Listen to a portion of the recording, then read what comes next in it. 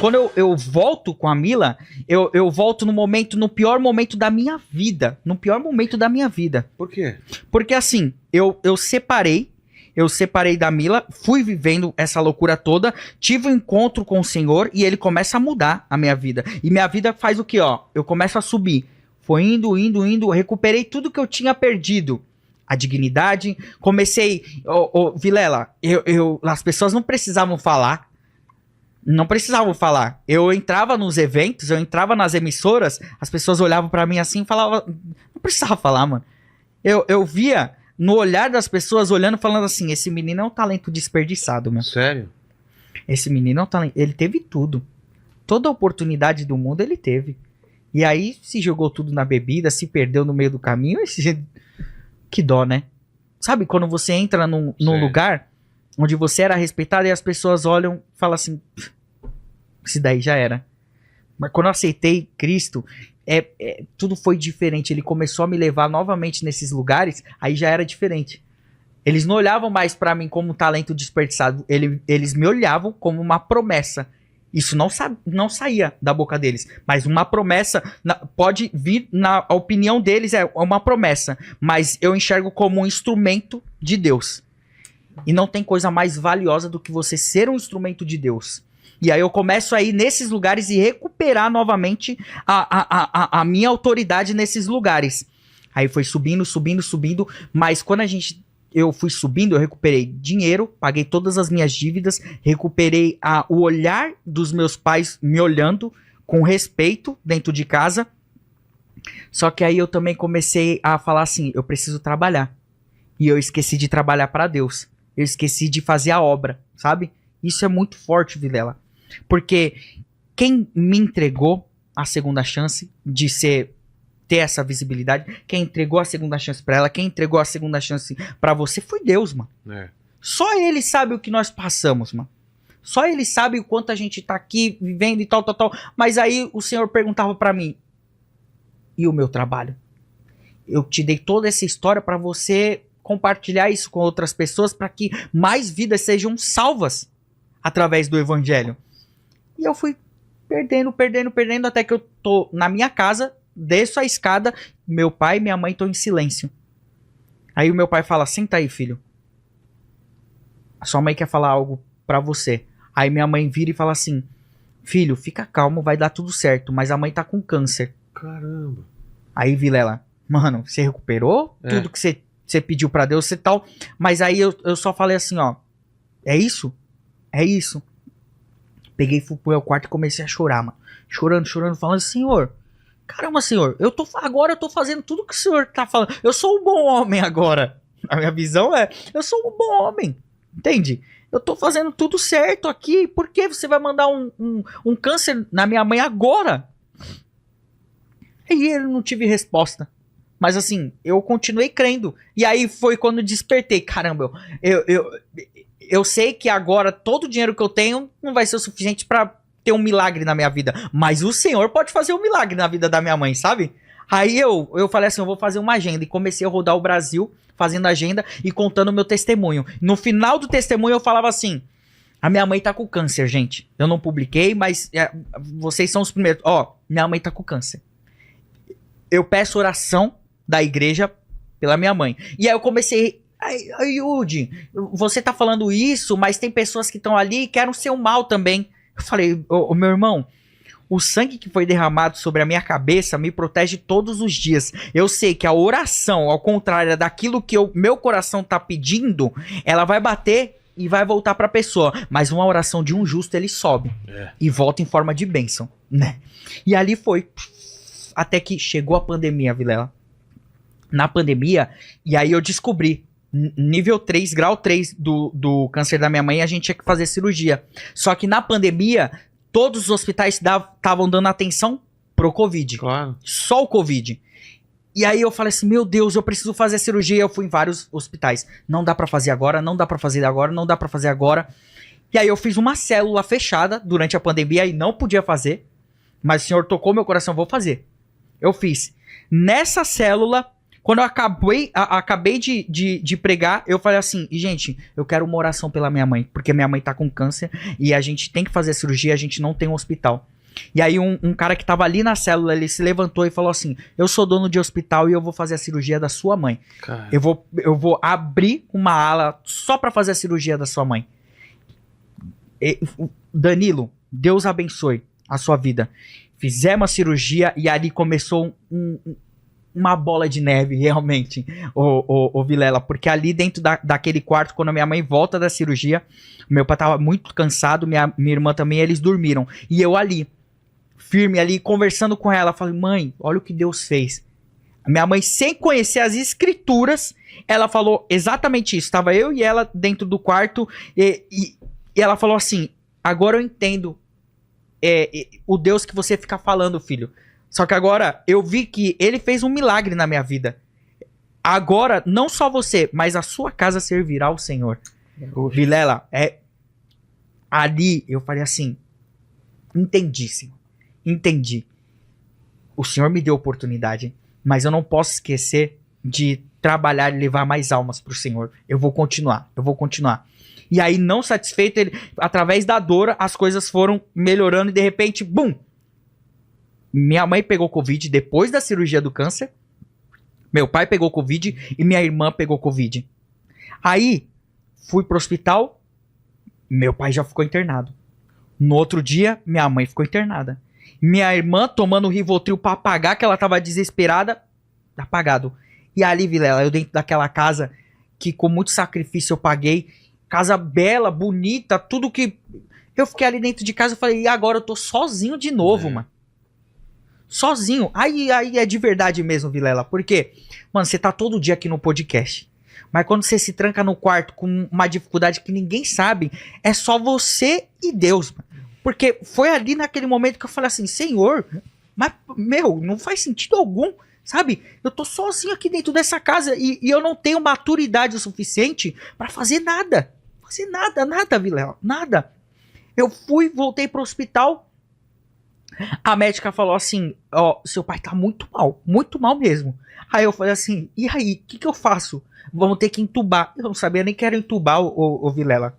A gente é muito bom com as palavras, a gente sabe falar muito bem, mas a gente não sabe um monte de coisa da vida. Eu não sabia o que era entubar. A mulher falou assim, então entuba, vai, vamos entubar. Entubaram meu pai. Obrigado. Entubaram meu pai. E depois disso eu voltei pra casa e voltei de novo no hospital. Quando eu cheguei lá, a ambulância chegou pra transferir ele pra outro hospital. Só que eu acompanhei essa ambulância e de repente eu vejo a ambulância voltando. Voltando.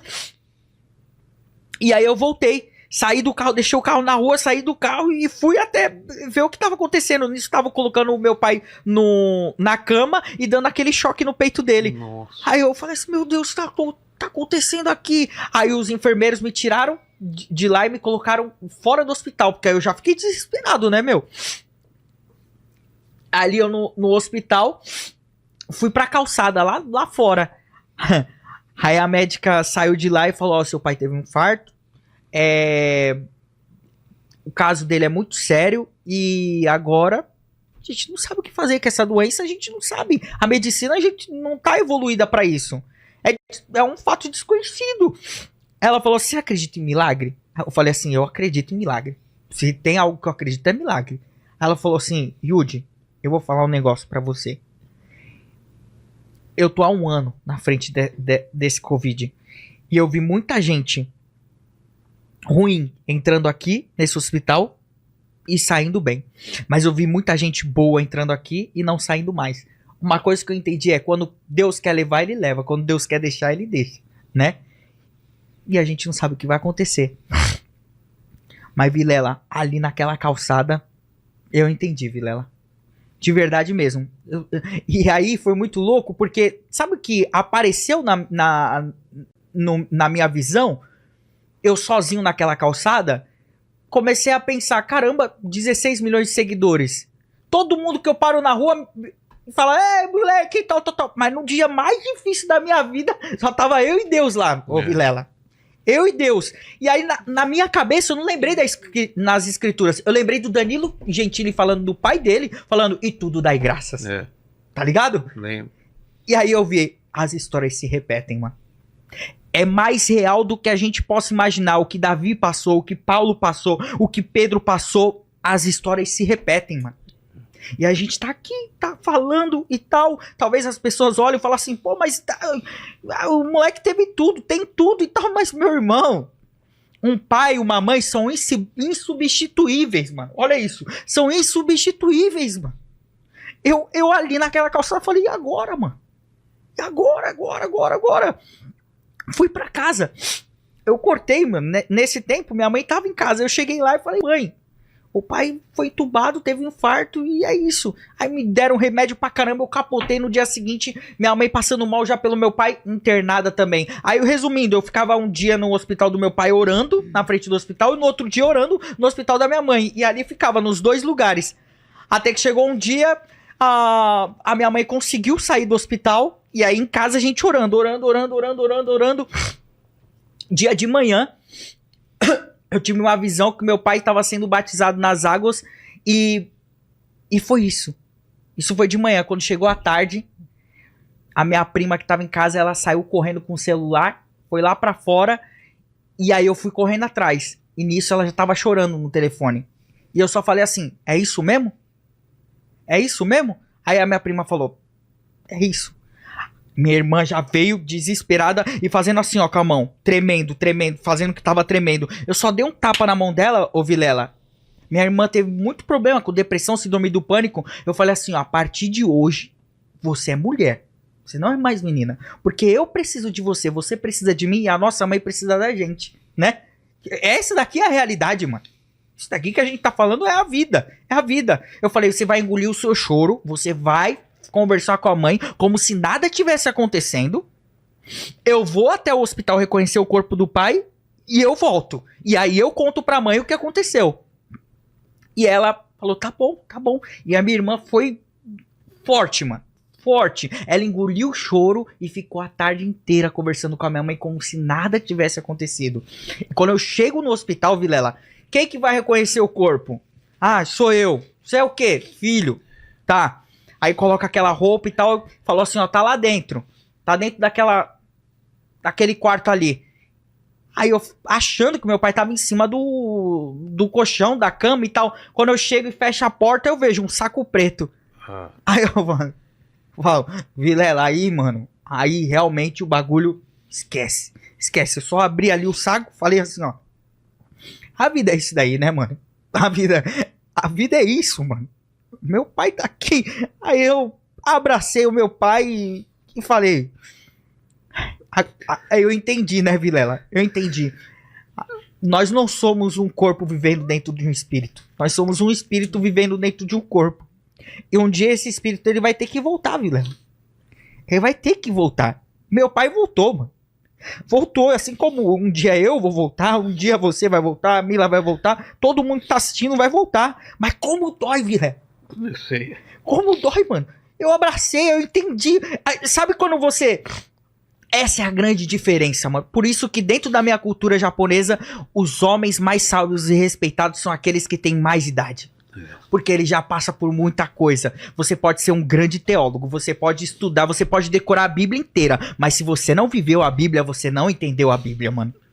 Eu ali, naquele momento, os versículos, as passagens começaram a pular no meu olho. Eu abracei meu pai, levantei como outra pessoa. Eu entendi quando eu era menino, eu fazia coisa de menino, pensava como menino, raciocinava como menino. Agora eu sou um homem, mano. Eu sou um homem. Eu saí, abri a porta, tinha montanha. Lá em Santana de Parnaíba. Uma montanha assim, eu falei, de onde veio o meu socorro? Meu socorro vem de lá, mano. Vem de lá. Quando eu olho pra trás, tava o hospital inteiro. Os enfermeiros que também estavam na luta, mano. E tirar o chapéu pros enfermeiros, pros médicos, não voltavam pra casa, mano. Ali, mesmo sem saber o que fazer, cuidar, eles estavam ali, mano. Eles estavam ali. E aí eu comecei a orar pelo hospital. Senhor, abençoe esses médicos, esses enfermeiros. Eu cheguei em casa e falei, mãe, o pai morreu. Minha mãe travou. Aí meu peito assim, ó, Vilela, apertou de um jeito. E aí eu fui e dei um tapa na minha mãe e falei assim, ó, eu preciso da senhora. Eu não sou pai, eu não sei cuidar dos meus filhos, mas a senhora vai me ajudar a cuidar dos meus filhos. A vida não acabou ainda, mãe. Tá eu, tá a Yumi aqui, a Yumi não casou, a Yumi não dá. A gente vai ter que ser forte. Me escuta, mãe. A minha mãe teve um... É isso, essa é a realidade. É isso daqui, a gente não tem como fugir mais.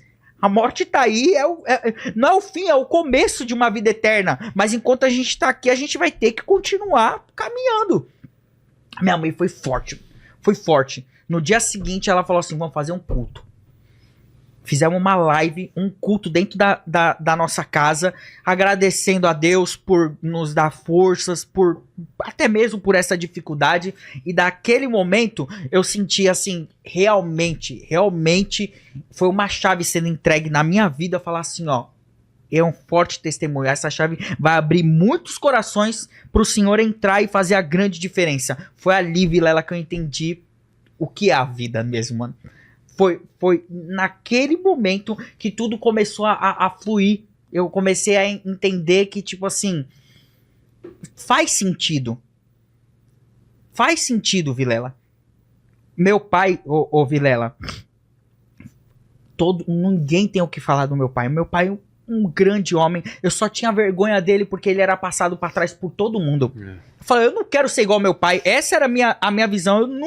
Eu não quero ser igual ao meu pai. Meu pai é um bobo. Todo mundo passa ele pra trás. Aí eu falava com meu pai, pelo menos eu deito minha cabeça no travesseiro tranquilo que eu fiz a coisa certa. E olha que interessante, Vilela. Hoje eu sou um homem convertido e eu me esforço todos os dias e eu peço, Senhor, que o Senhor me dê o coração igual ao do meu pai. Que tire essa maldade, eu não veja maldade nas pessoas e eu consiga fazer a mesma coisa que meu pai fazia. Hoje eu consigo entender, mas como é difícil, Vilela. Porque o Senhor tá amolecendo meu coração, mas ao mesmo tempo eu muitas vezes sou passado pra trás. Eu falava, se eu tivesse com aquele coração eu não ia ser passado pra trás. Essa pessoa ia estar pagando por tudo que ela fez. Mas é isso que o Senhor quer, mano. É isso. Por isso que eu falo assim, a gente vai ter aflições, a gente vai passar por dificuldades, mas a gente vai ter que continuar pedindo mais santidade. A gente vai ter que continuar caminhando dessa forma. E nesse processo todo, Vilela, foi um amadurecimento, foi um preparo para essa mulher voltar para minha vida.